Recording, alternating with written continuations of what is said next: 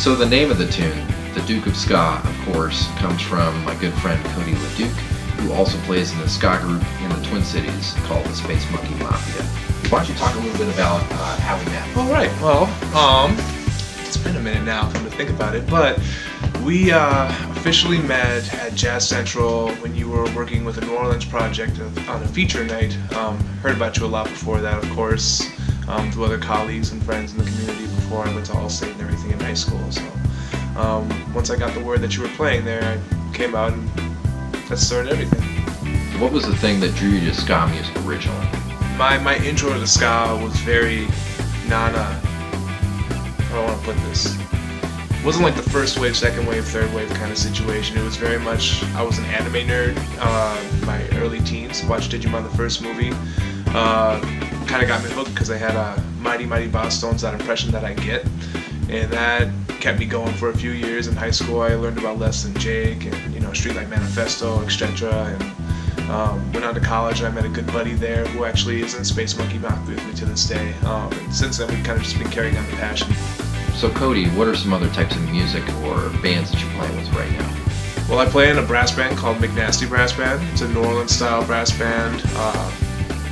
Has some influences from McNally days for me for sure. And then I also play in a East and South African percussion-driven horn band called Black Market Brass. Obviously, already playing Space Monkey Mafia, the ska band.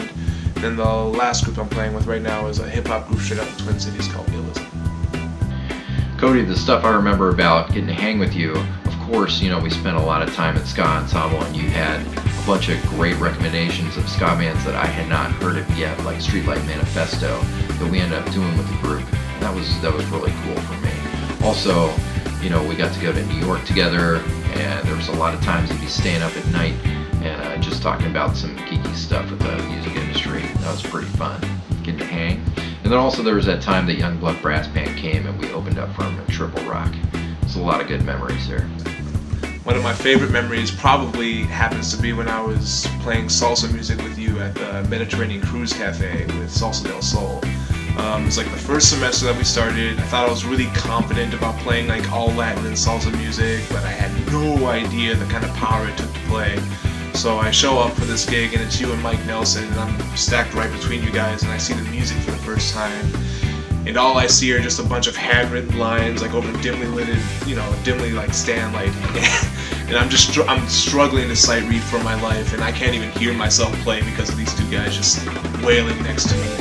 It was a humbling time. It was super fun. My aunt was there too, so that was definitely memorable, you could say.